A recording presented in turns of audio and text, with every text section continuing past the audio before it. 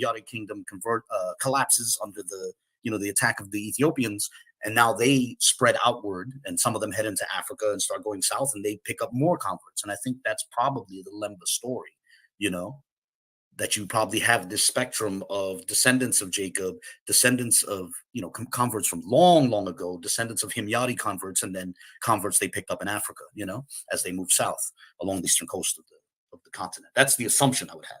And I see a parallel there, Yeah, and I'm going to use that to segue into a whole nother side of this conversation. But real quick, I'm going to play a clip from Vocab talking about the difference between people who use Deuteronomy 28 and people using 23 and me. That. And we got to remember how is the way, everybody, that they're, as far as the main way, trying to prove this claim. It's using scripture, misusing scripture. If you were doing DNA tests, okay. But if you're using bad eisegesis, then that's a different thing. It's inherently a religious claim to say because Deuteronomy 28, not because of 23 and me. It's an inherently religious claim. And so they want to make it like it's not. They'll say, well, it's just a claim of it. Nah, because how are you getting there? How are you getting there? And where do you go from there? And those are the problems. So we're living in an age now to where if you're like of a One West belief system, I can see exactly with what Vocab's saying. But we're living in an age now to where there's different types of people coming through, recognizing that they have genetic descent to people who were considered Jews in West Africa. Like, so right now, like the Igbos are considered legit Jews via the Jewish world and whatnot. And so someone like a Rabbi Harry Rosenberg is going to go around telling African Americans, 80% of you guys are connected to the Igbos and whatnot. So, Abu, this question is directly to you. Do you think that Christian apologists are neglecting that argument, or are neglecting the legit connection to actual West African Jews that some African Americans do have? Well, I mean, I do think it's a complex question. What I would say is that the genetic evidence certainly shows, like, I still don't think, me personally, I still don't think we can like tell someone, oh, I know you're not an Israelite, or I know you are patrilineally. But I think it does show that some of these applications of Deuteronomy 28 certainly draw false positives. That would certainly have to be the case. That's not to say that everyone who invokes Deuteronomy 28 does not descend from Jacob, but in light of the spectrum of haplogroups we're seeing amongst the people who take that position, who take that approach, at least we can say with certainty, at least some of them don't, and that's so I'd answer it this way. There's certainly no grounds on which to, just wave off everyone who's claiming descent from Jacob. But when we get into these attempts to interpret the Bible and then use that to figure out which modern population descends from Jacob, I think a lot of these approaches are drawing false positives, So what's your there's an imprecision that the genetics seem to bring out. That's the way I would put it. Now we got people done with their dinner right now. Oh yeah, shalom, fam. How you doing? Oh man, I think I just heard the oven. I gotta go. All right. So Yeah. Hey, Abu, I was actually at Olive Garden eating dinner with my family. Oh, so it was for real. All right. Good to know. So it all works out. Hey, Moore, I was kind of confused at that clip. I don't know what he was actually saying. Was he saying the DNA is as a result of our religiosity? Is that what? So he was actually making a claim about like the BHIs who use Deuteronomy 28 versus people who use DNA. He's like, so it's different if you're making a genetic claim versus the Deuteronomy 28 claim, right? And so to me, I'm using that to signal again like a change in the garden sense, to like there's people making different arguments now, right? And we're realistically living in a different time. We even have Orthodox Jews coming to African Americans talking about they have genetic ties to actual West African Jews, etc. So I was playing that just to show the fact that that even Vocab was noticing that there's a difference in a sense. Where like if you're doing it from Deuteronomy 28, like you're doing way too much. But like if we're going genetically, there's at least an argument to be made. How old is that video, by the way? I will look it up for you and give you that video in the back chat. It's from I would assume it's old. If I'm not mistaken, it was both Eric Mason and Nefertiti on the screen. Did I see that correctly? Yeah, so I'm assuming it has to be years old then. It's from Urban Apologist Symposium, I believe was the title of the video. Gotta go find it real quick for you, Bree. Yeah, because I was wondering if that was in between the time I did it. Oh no. Okay. No, that was way before that. What was this? What was the question? If it was from the time of what?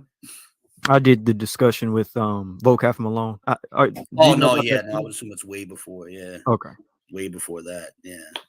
I would say you would have a stronger argument with Deuteronomy 28. Once you have a DNA claim, it makes that argument stronger. But if you're solely using it alone, it could be pretty ambiguous. Yeah, you breathe. The video is 2 years old. Okay. Thanks. 2 years. It's on Vocab Malone's channel. It's titled Urban Apologetics Symposium on Hebrew Israelism. So that brings up this question.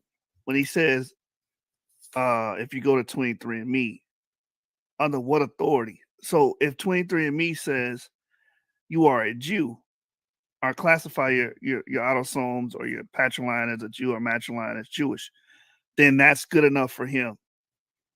Right? That's good enough to, pretty much authenticate your Jewishness. But see, this is where go ahead.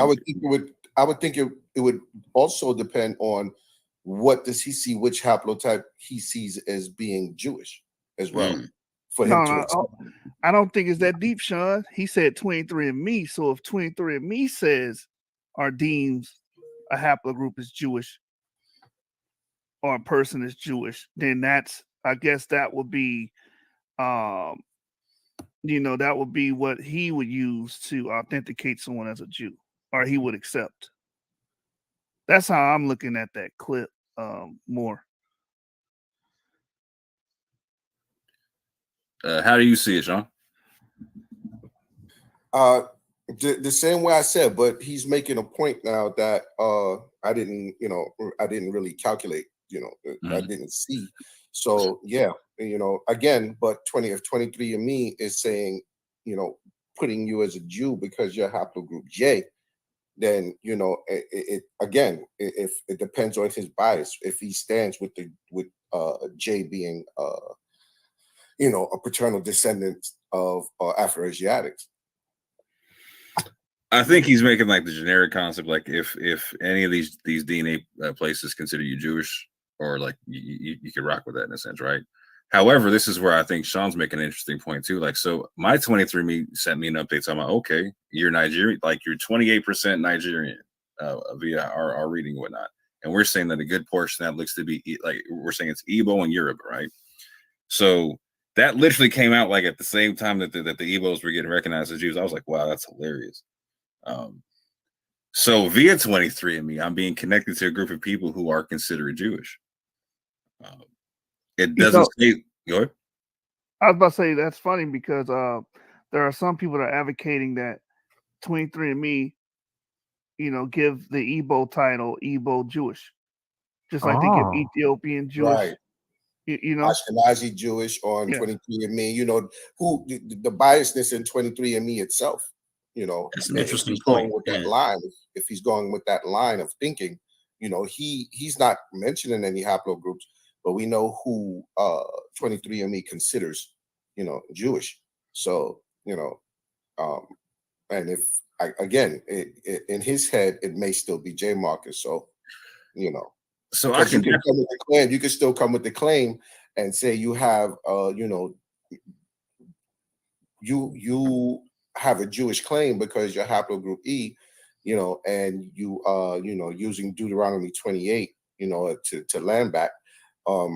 he can still turn around and say, well, 23andMe doesn't say that. They say that Ashkenazi, they say now the Igbo, and other populations, which are, J. So it would still be pushback on that side from him. That's how I see it. Well, so the Igbo are in J. That's what I'm saying. They're 90+% E1B1A, right?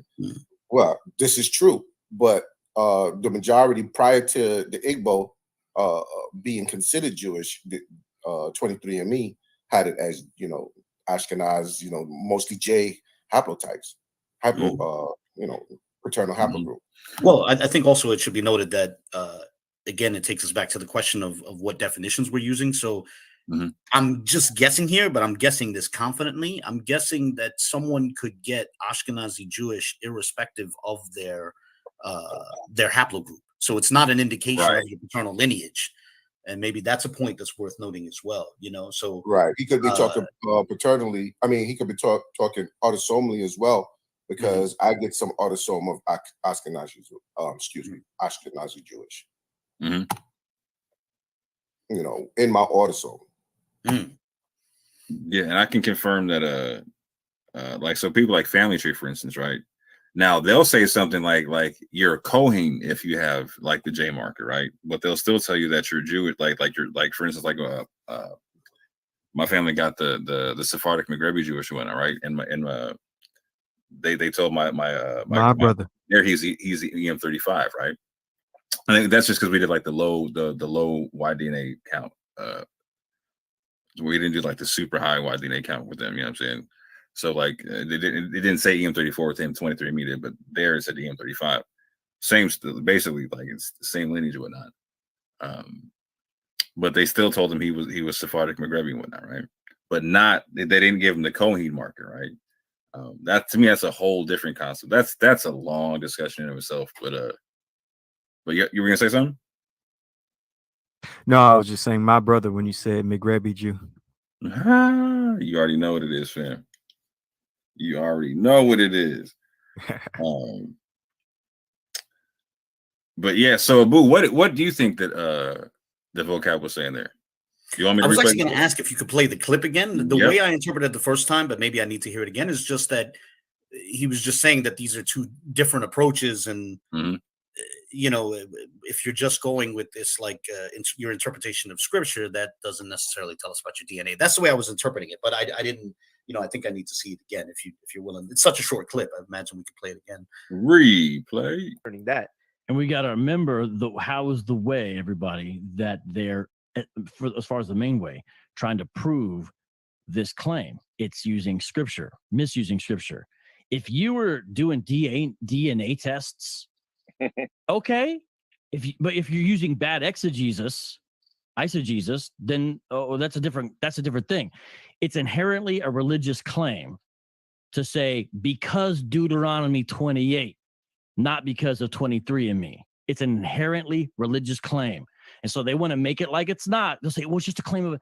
Nah, because how are you getting there? How are you getting there? And where do you go from there? And those are the problems. Okay, seeing that a second time, I guess what he's saying is that if you're just doing the biblical text in a vacuum, that's very much a religious claim. Although, to be fair, I feel like even when we make recourse to DNA, a lot of us are bringing, our religious assumptions to the table as well. Like a lot of times people ask, well, who do geneticists think are, the Semites? And you say, well, secular geneticists aren't interested really in a discussion. Most of them don't seem to care about, the concept of a historical Shem, So when geneticists talk about Semites, they're talking about linguistic Semites often, not necessarily the descendants of a biblical figure. And so I think these discussions are sort of unique because it's an attempt to reconcile the Bible with the genetic data. So even these recourses to DNA are religious in orientation. And I hope you forgive that segue. But yeah, no, I interpreted his statement as basically that it's a mere recourse to the Bible is different from a DNA result. Where I could say the distinction is that while we use DNA and scriptures to prove all of humanity's origin via biblical, BHIs, WHIs, White Hebrew Israelites, and LHIs, Latin Hebrew Israelites, they use it to just prove themselves. It's a me factor and not an everybody factor. Fair enough. Facts. Yeah. So I gotta use this for the segue of touching on the fact, like, again, that Rabbi Harry Rosenberg will go around and say that 80% of people, of the African people in the Americas, descend from the Igbos, right? And 23andMe put out a really interesting study to where they their sample size was about 29,000 people from West Africa and the Americas and whatnot. And when you extrapolate the numbers, we're talking anywhere from like 100 to 140 people having these genetic ties and whatnot, right? That's a large group of people. So no doubt at one point, like particularly with like the Declaration of Igbo Jews, etc., and the Lemba, etc., all that types of, we're going to see people in the Americas. Good. Sorry about that. I was saying hi to a family member. I apologize. Go ahead. Oh, you're straight. No worries.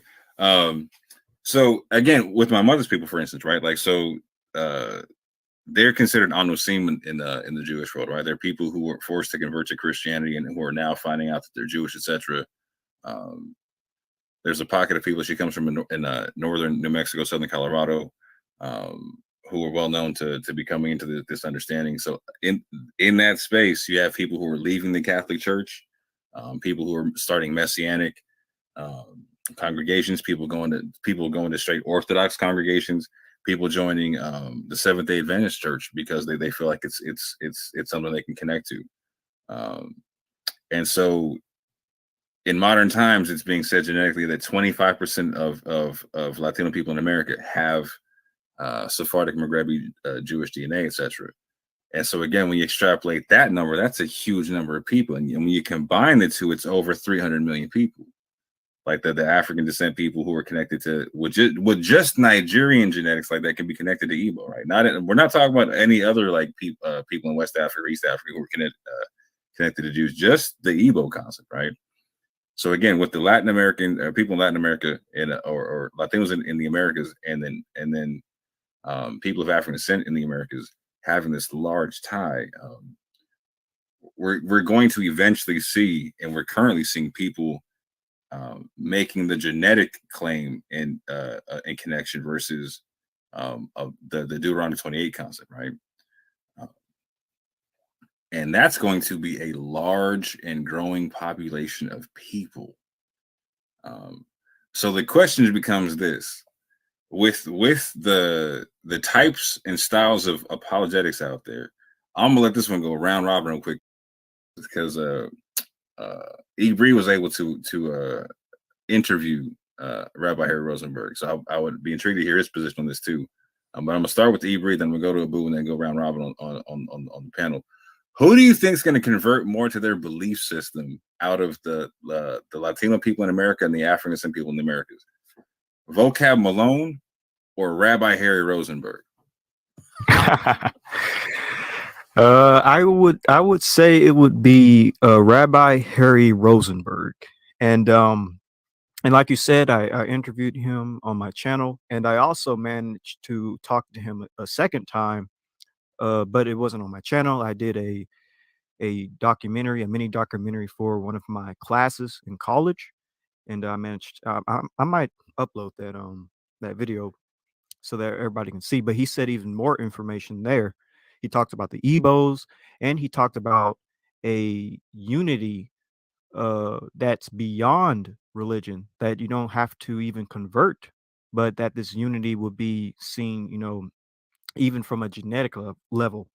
I might actually pull that up here in a second. But yeah, I definitely see Rabbi Harry Rosenberg having a bigger impact than a vocab, because if you connect people from a genetic point of view, leave out the religion, just connect people and say, hey, we're cousins anciently. I feel like you can get more arms linked together that way. So yeah. All right, boy, I gave you some cover. You didn't have to go first, right? But you do, but you do gotta go second, brother, man. Yeah. Well, first off, what I want to say is that bringing in Harry Rosenberg, I think, also brings us back to the question of models, because, for example, Harry Rosenberg argues that, for example, the Igbos are Israelites. He also argues that the Pashtuns are Israelites, and I think that is going to become very difficult patrilineally. Like I've been saying this for a while, and then what I think was already obvious, he made explicit in his discussion with Ivri that he's not really worried about, for example, paternal lines, because he holds to a rabbinic definition, and therefore your paternal haplogroup can ultimately be irrelevant to whether or not you're an Israelite. Regarding who's going to convert more, this is and I mean more as in numbers, not as in the host of the show. Regarding who's going to convert more, I think there's something that fascinates me, and I don't see anyone else discussing it. I myself haven't discussed it publicly, but it's an interesting subject. A sort of Christian to rabbinic Jewish pipeline that goes through the Israelite spectrum. There's not a lot of talk about this, but it's a fascinating phenomenon. There were quite a few people who were Israelites in the 60s and 70s who are, and I'm not saying they don't identify as Israelites today, but who became very rabbinic, who are essentially practicing rabbinic Judaism. I know a bunch of people like that in the real world, in my personal life. And so I think Harry Rosenberg could play a role, and I think he's consciously moving in that direction. Like, I don't think it's unwitting. I think he has a desire, and I don't mean this in any sort of malicious sense, but I do think he sees a possibility of converting lots of people, of essentially bringing them to rabbinic Judaism, to the faith that he holds to. And I think there's a real possibility of that. Over the years, I've met a lot of people like that, and there's more people like that than a lot of people realize. There's I got to be careful how I put this, but I know of even an entire Israelite congregation that essentially converted to rabbinic Judaism, in the 80s. It was a congregation that started like in the 50s and 60s, and it was a small congregation, and it wound up, the whole congregation embraced rabbinic Judaism. So this is a phenomenon that I think people aren't aware of. And I think a lot of people who have an interest in the Israelite spectrum, they're sort of just focused on the loudest subset of that spectrum, which is One West, which creates this impression that there's this clean distinction between, Hebrew Israelite and rabbinic Jew, when in reality, once you get past the rabbinic spectrum, it gets a lot more blurry. I don't know if that answers the question. Yeah, I heard a very long way of saying that Harry Rosenberg was going to win out. Yeah, yes. I think mainstream Christianity, and I say this as someone who is I would consider myself part of a mainstream Christian denomination. I think mainstream Christianity is going to shrink in the coming years. I don't think it's pulling in. I think it's more likely that other faiths will grow in that regard. And I don't think that says anything about the veracity of the respective faiths. But yeah, that is my impression. So I don't think there's going to be an influx into major Christian denominations. Would you say it's mostly because of secularism rather than other religions, or do you think other religions? Yeah, I think the secular behemoth is a powerful force, and its main focus is Christianity. It's not only focused on Christianity, but I think its main target is Christianity. And so Christianity has taken a beating in the not necessarily intellectually, but certainly in the hunt for hearts and minds. Right. So I think a lot of people are looking elsewhere. Like when you look at other faiths, for example, in the United States, like I've always been fascinated by the Hare Krishnas. I have an interest in Islam. When you see Western converts to the Hare Krishna faith, to Islam and many other faiths, Buddhism, they're almost all being drawn from Christianity. That's sort of the pool that, people leave that and then they search for something else, it could be neo-paganism, etc. And so I think rabbinic Judaism could, within the sort of among the disaffected of the, let's say, how can I put this? Within the, I guess more, your question wanted to focus specifically on like the West African diaspora. If that's the case, those who are looking for something, not just West African, but like West African and Latino people in the Americas. Oh yeah, definitely Latinos. There's a lot of people going that way, as you alluded to. Man, well, at least 2, maybe 3 people on this panel are in Texas. When I was in Texas, man, I haven't been in Texas in like 15 years, but when I was down in San Antonio, I saw fairly large congregations of people who were, basically, former Catholics who become like Messianic Jews, essentially, these very it's interesting. And that's something, that's as far as like Harry Rosenberg is concerned, I think there's the added dimension of what that means for not only Judaism, but also Zionism. I see a lot of these Latino congregations are very fiercely pro-Israel. It's sort of an extension of, evangelical dispensationalism. It's the next logical step. that they go down. Yeah, because I can see the connection with Zionism and nationalism all at the same time, because I've seen in my own family with the sense to where people who, again, when they find out that they, like in the Americas, a lot of people don't recognize there was an Inquisition, right? My family, my mother's family went through it. And they went through forced conversions, etc. And it was a very hard thing for the family, etc. And so generations later, you have people like my mother and other people in her family who grew up Catholic, but they felt they didn't. My mom tells me a lot of stories about having arguments with priests, etc., in terms of practices and beliefs and all kind of stuff. And it, like, she just said, like, this didn't feel natural to me. And the moment she found out what her lineage was, she was like, that's what it was. That's why this doesn't feel right. And completely switched up stuff. And so I can see where people are going from there to Zionism and whatnot, and also trying to connect back to the nation of Israel itself, because they don't feel connect, like there's a disconnect to even like the Latino heritage, in the sense, because they feel like it's a Catholic heritage, right? And so like they're trying to connect back to their Jewish heritage, in a sense, right? My mom's saying in the background, to the previous heritage and whatnot. That's a big deal. But like, so we're also seeing it. I'm gonna share my screen real quick, but we're seeing it of people of West African descent as well. Like, so one of the people that what am I doing here? One of the people that Harry Rosenberg will talk about a lot is Amari Stoudemire, right? Who's literally changed his name to like Jehoshaphat something, right? Who's also very rabbinic in his orientation, yeah. But he didn't start out that way, right? So he was a Messianic Israelite, right? Who was in who has videos of him being in Israel, reading the New Testament with his family on Shabbat, right?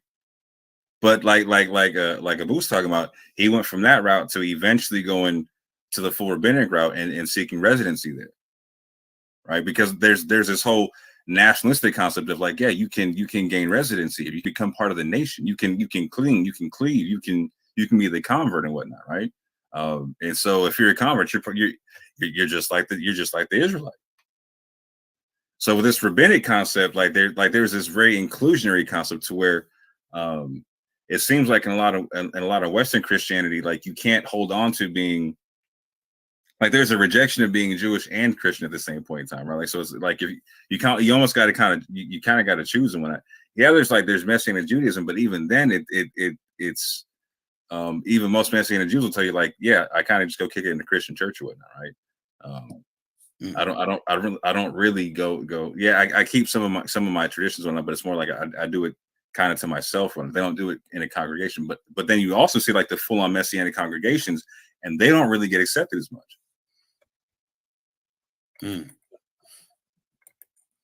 Yeah, and I think also when people are on this hunt for something more authentic, more ancient, and more Hebrew, a lot of times these Messianic Christian congregations, they're just sort of a stop along a longer road, because a lot of these Messianic Jewish congregations, not all of them obviously, but a lot of them are sort of just evangelical churches with yarmulkes and tzitzit and Israeli flags, but so, and then you get in, people start to gravitate to something that feels more Jewish, more ancient Jewish, and that's where you get into this whole debate over Judaizing and stuff like that, and people often they move further away from what would be considered a mainstream Christian position, and then it begs the question of what gets jettisoned along that road.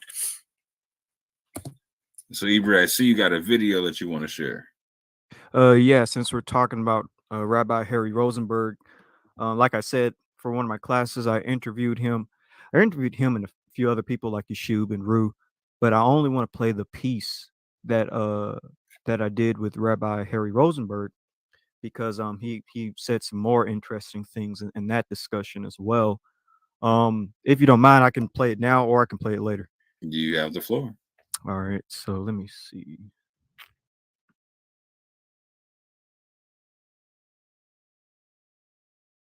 Tell me if you can hear or not, because this is from my hard drive, so I'm trying to see if.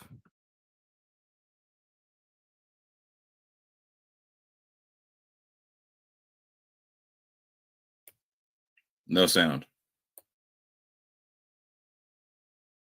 Okay.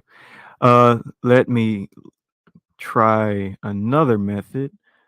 I'm gonna actually send you this Yeah, go on ahead. I'll play YouTube. Actually, let me do it that way. Let me just send it to you on YouTube because it's on my private school YouTube channel.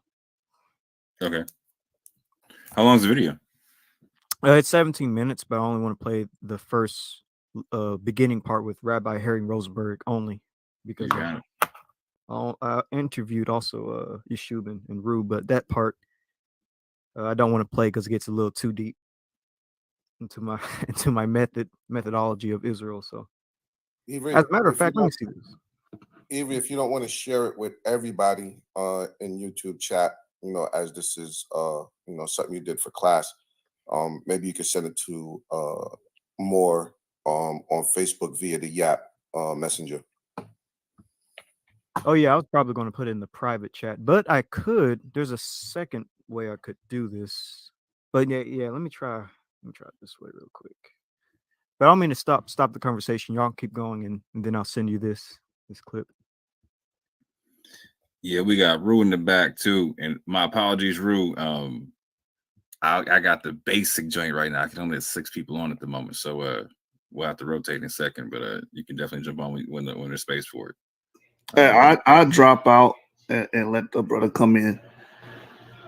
Hey, are you still having issues, Avery, or what's going on? I'm pulling it up right now on I have to download this clip. Or not download it, but I have to copy and paste the link. I wanted to speak towards before I leave what Moore was talking about, who will get the more converts. I think Rabbi Rosenberg will have the advantage because only because of this element here, utilitarianism. So will his approach be more utilitarian than what the Christian community has offered Black Americans and Latino Americans thus far? I think it has the potential to actually benefit the community more than what the Christian church and that and like let's say Oak Cliff, Dallas has done for the better part of the last century. So that's my angle on it. It's not even about Judaism or what have you. I think it's because there are certain individuals that are under the impression that they don't benefit from being a Christian. They don't benefit from having 3,000 churches, in Dallas, Texas, or San Antonio, Austin, or Houston. So if he comes in and he's able to sway the people based off of benefits and utilitarianism and community building, I think he'll be able to win the community a lot faster than Vocab would. I think it's a powerful point because when you go back to Ibree's interview with Rabbi Harry Rosenberg, he's talking a lot about this concept of being able to connect with people based upon common culture. Like he can go anywhere and find a group of Jews and whatnot, and find a place to go pray, find a place to go eat, find people like they said, they'll put money in his pocket, keep him up somewhere, etc. They don't even have to know him and whatnot. It's just based upon the fact like they'll call his rabbi, see who's connected to, etc. And based upon common culture, they'll take care of him and whatnot. And he was bringing that to us like, yes, like African Americans should be able to use that and try to use that to establish kind of the culture and whatnot. That's powerful.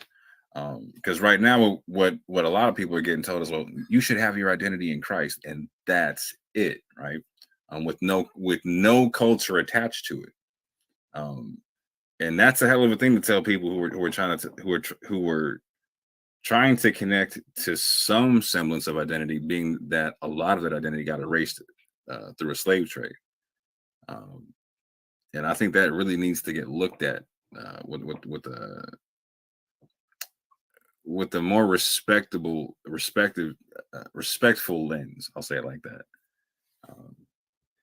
Yeah. So, like, what is Vocab offering? Conversion to Christianity. Okay, what does that do? Oh, Like, not just conversion to Christianity, conversion to Reformed Christianity, right? Yeah. What does that do? Like, if I'm the Black American community, like, what does that do for me? I can go to church. I sit down and, on Sundays, I may go to choir rehearsal on Saturdays, go to Wednesday Bible study. That's it. Meanwhile, you have certain Jewish communities that will help you buy a house. I think that's going to be the difference, in my opinion. That's just me. That's how I'm looking at it from a utilitarian perspective. Yeah. So I don't see you in the back anymore, so you don't got to jump off. Oh, Rue left? Yep. I put the link in the private chat, and you can just play the first few minutes that only has Rabbi Harry Rosenberg. Yeah, my position, I would say Harry Rosenberg, and the reason I say that is because he has the advantage because he has a head start. He's been reaching out to the African American community, those who and Caribbean, Afro-Caribbean diaspora. He's had a head start, and he's been reaching out, and he's been doing this for a while. And you have people who have just heard him say that through the slave trade that you may be connected, like you said. He says 80% of African Americans have a connection to the Igbo, and I know personally of a few people who heard that were Christians and not necessarily decided to be self-identified as Israelites, but started searching more, started really paying more attention. So I give Harry Rosenberg the edge because, like I said, he's been already at it, reaching out to the diaspora, from the slave trade thus far. So I that's my personal feeling on that. That's what's up. Sister Shari, what do you think? Between who was the first option? Vocab Malone and Rabbi Harry Rosenberg. Oh. Who's gonna win the most converts? Amongst the people of African descent in the Americas and the Latino people in the Americas who are finding out that they have genetic ties to historical Jews. Rabbi Harry Rosenberg. And the reason is because African Americans who identify as Israelites don't like Vocab Malone, period. And unfortunately, and I guess it is what it is. Number two, because Rabbi Harry Rosenberg is more approachable to both communities. You feel like you can actually talk to him and do all these other things. And also what Brother Sean said, he's been out there longer. So I'm gonna say this, right? I'm definitely gonna round out the panel and say 100% Rabbi Harry Rosenberg, and here's why. He gave his reason for motivation, or a reason for motivation in his Talk with Ibri and on many other channels. And I've heard other Jews say the same thing, in the sense to where they recognize for a fact that there is a large population of African Jewry, of Latino Jewry, etc.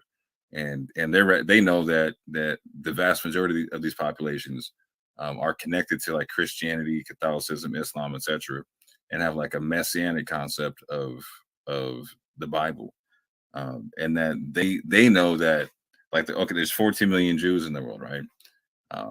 That again, I'm talking about like a population in the Americas that's 300 million deep that you can pull from. That in one generation, that drowns out the modern Jewish population. And so just for keeping cultural consistency, they have an interest in being at the forefront of proselytizing people to their belief system, in the sense of keeping their tradition from vanishing overnight. Because if a lot of people are coming in from the Americas of African and Latino descent from a Messianic tradition, let's just say is, let's just say 10% of the 300 million. So we got 30 million. They've now doubled the world's Jewish population, and they're most likely going to be of a messianic descent, a messianic belief system. So now, what does Jewry look like around the world? What does the Jewish practice look like around the world? What does the faith look like around the world? What does the nation of Israel look like, etc.? Because you can't be like a messianic Jew, etc., and get citizenship in Israel, as I understand it right now, or get recognized as a Jew in Israel, etc. You know what I'm saying? Those kind of things got to get looked at, because Harry Rosenberg said, like, yeah, and like we could get drowned out in a generation. So they got motivation in terms of proselytizing, to where what I see in like the urban apologetics is trying to stop the bleeding versus actually trying to grow something. And the motivation seems completely different. Like if my motivation is just to stop the bleeding, I'm just applying pressure, right? If I'm trying to protect my way of life, I'm fighting with everything I got. So it's I see just a different type of energy being applied to this thing. Any thoughts on that before I hit play? No, I fully agree with that assessment, because it'll become more of a unity cultural thing between us all, rather than just, a religious thing. No, we got to join Vocab and go join his church. That's all we get out of it. Just joining the church and an ideology. It's crazy. What say you, Abu? Well, no, the way I understand, first off, the Christian apologetic spectrum is just that it was already on the scene for other ideologies. Now, mainly the what's called the Christian apologetic spectrum is very much, by and large, a mainstream Protestant phenomenon. And I think that sort of spectrum was already there because people might have questions about Jehovah's Witnesses, people might have questions about Roman Catholics, about Mormons, about Muslims, about atheists. And now, you have the Israelite spectrum that is, at least the One West spectrum is ubiquitous on the streets. People have questions about that. So you have people attempting to step up and answer those questions. With regard to Harry Rosenberg, I would see him more within the vein of not a new phenomenon, but something that goes back to, before Wentworth Matthews, where you have these Jewish groups that sense that some within the African American community in the United States thirst for something Jewish, and therefore their people are stepping in to try to help nurture and direct that sense, that longing into, what they would consider the most authentic expression of something Jewish. I don't think it's necessary. That's the way I would interpret that. And that's something that's been around for a while and has had more success than people realize, but it's been there since, as I said, I think, they were there nurturing some of the early 20th century Israelite groups in New York, for example, like the Moorish Zionist Temple, like the Commandment Keepers, and so on, and like a group like Hatzara Harishon, which is later, comes out in the 60s and 70s, also is an expression of that. And so I see Harry Rosenberg as sort of an extension of that movement, to help direct some of that interest into the rabbinic spectrum. And not necessarily, and I don't think they're doing it in any sort of malicious way. I think it's just that, they see this as the authentic expression, and therefore, if you're looking for something Jewish, here's where we would direct you. Yeah, I'm gonna definitely have to hit you with the Gen Sock, and we're gonna have to circle back on that one. Except actually circle back on that one. You know what I'm saying? When I'm done playing this video, because I think that's a really interesting conversation that people really need to hear. And we were having like a little interesting dialogue based upon like the Moorish Zionist Temple that I think would be interesting for people to hear. But yeah, with that, I'm gonna hit play. Let me know if y'all don't hear. Go ahead. And just only the part with Rabbi Harry Rosenberg, which is the first few minutes. And can you put it on HD, please?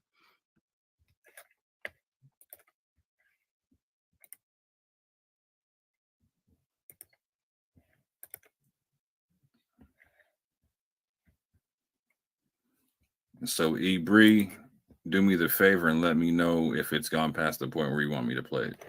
Right. I'll stop you when you get to it. You got it, sir. Shalom and welcome. In this video documentary, we will touch on a subject that is unknown by most people, which is the existence of Black Jews, not from a religious standpoint, but a biological one, descending from ancient Israelites ethnically and being genetically related to modern Jewish people. In order to achieve this goal, we must first rely on the scriptures. This will be our foundation. From this foundation, we will use the four fields of anthropology: cultural anthropology, archaeology, linguistic anthropology, and physical anthropology. The third method we'll use will be DNA and all forms of genetic research. The scriptures, anthropology, and DNA are the tools we'll use to discover if Black Jews actually exist. And we'll do this again from a biblical and academic context. So let's begin. Shalom, shalom, Rabbi Harry Rosenberg. I was wondering, can you give me a rundown of your knowledge when it comes to African jewelry? Sure, I'd be happy to. First, it starts with the different history of exiles and communities from Israel, starting around the First Temple period, around 2,800 years ago. And as far as teachings go, that there was a community in Ethiopia of Israelites at the time of the First Temple, that traditions of the Ethiopian Israelites go back to that period. During that period, the Judeans were still in the land of Israel for another 700 or so years before, actually another 400 or so years before the Babylonian exile, where the Judeans were spread from Africa to India, as it says in the book of Esther. Over 127 provinces had tribes in Israel scattered throughout that region from Africa to India. So you already see 2,400 years ago, and then you see again 2,000 years ago another exile by the Romans, where, as Josephus says and his history says, that Judeans fled into Africa again. So you see already over 800 or 900 year period, there was different waves of Israelites going in towards Africa. So now that we know that, we can reverse engineer it and look into Africa today and see who's saying what and what's going on the ground. And you see that there are Ethiopians who still have traditions from 2,700 years ago. Many of them are currently living in Israel, were brought back under the law of return for the people of Israel that have right to return to the land of Israel. You also have communities in southern Africa, in the Lemba tribe, that have customs and traditions dating back to the Yemenite Jewry, which is also 2,500 or 600-year-old Judean exile in Yemen, that they made it to that part of Africa. And there's even Y chromosomes to be priests that exist amongst all different Israelite communities throughout Europe and the Middle East and the Far East. And then if you look, you start to see the largest tribe in Africa that says they're from the people of Israel is the Igbo tribe. There's no historical record, much of them in writings of the Jews or the Judeans the last 2,000 years, which were kept very well in order.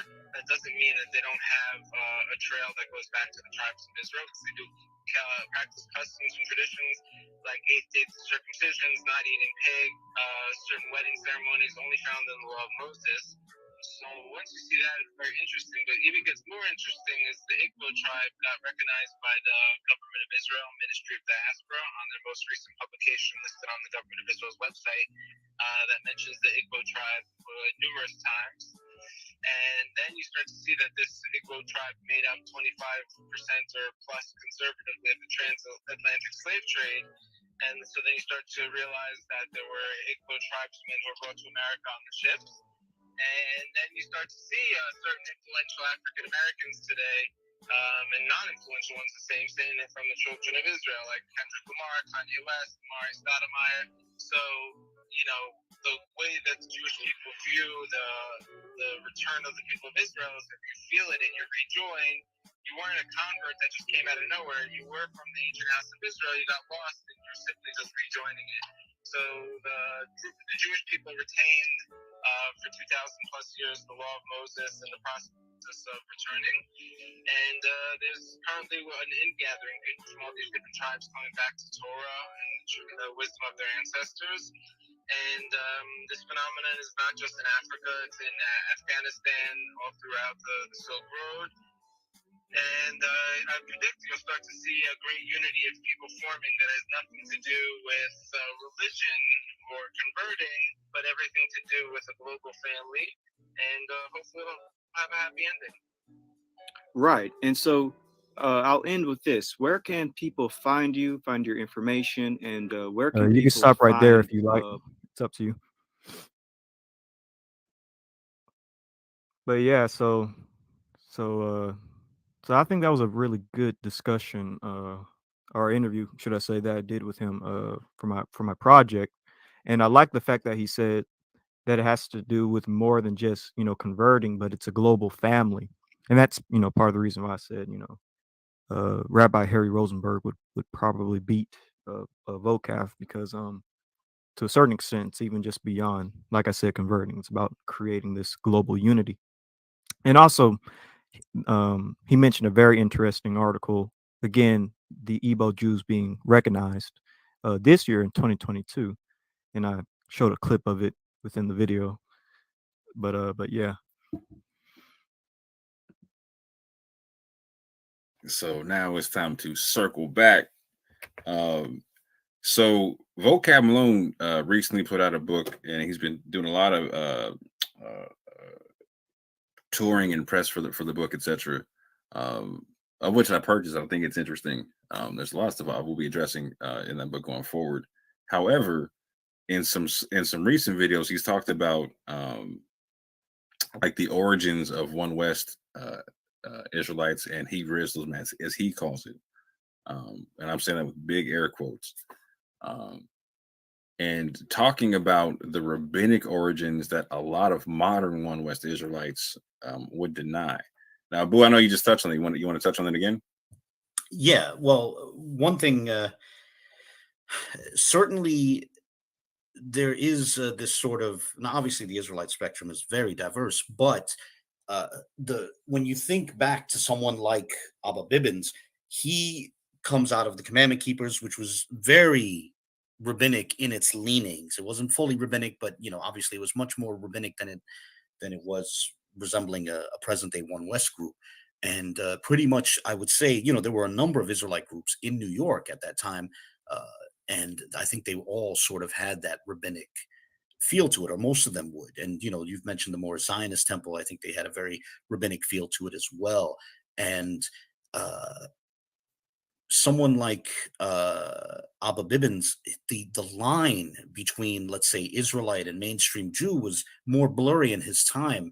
There's Uziel Lewy has done some just amazing interviews with people who knew him, and they'll talk about things like Nasi Barak talks about how Bibbins, attending a mainstream Jewish wedding, or Yemeni Jews coming and worshiping at his school, at the Israeli school, Tanakh school, and stuff like that. And all that's fascinating, and it hints at how the line was not. It wasn't this sort of clean break that people take for granted now, when under the influence of the present day One West spectrum, where you think of Israelites and Jews as just completely mainstream Jews as two completely different things. But also something that a lot of people don't know is that this group Hatzad Harishon, which was part of this movement to help facilitate Israelites moving more into a Jewish spectrum, included Bibbins, one of his sons, and his daughter-in-law.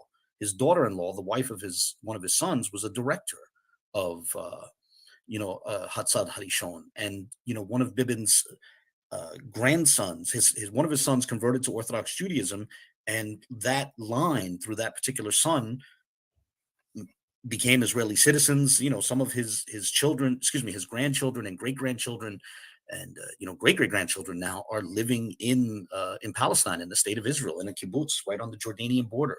And so even when you think of the start of the One West spectrum, you can sort of see that this rabbinic Judaism has grabbed, in a sense, some significant people. If you consider, the son of Abba Bivin, someone significant, and then many of his descendants. I don't know if I veered off course on that one, but. Nah, you're good. Okay, so in this time period where we're talking about the camp keepers,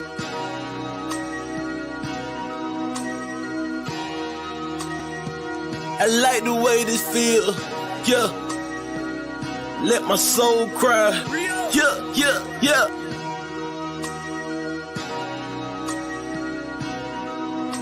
Minister, we gonna speak from the heart on this one. I'm performing lyrical funerals, no obituary. I killed your boy and brought him back to life. Pet cemetery. My anointing not based on attendance at a seminary. Scarlet witches, they attracted to the visionary. Everywhere I go, I bring the word with me, missionary. Soldier drafted in the war machine, military.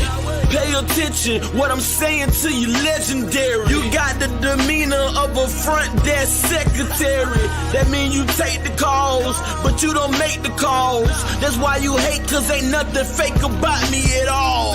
Now I dare you try to say that with a straight face. My delivery in tip-top great shape. I'm too advanced for you, light years, space age. No evolution for you cavemen, stone age.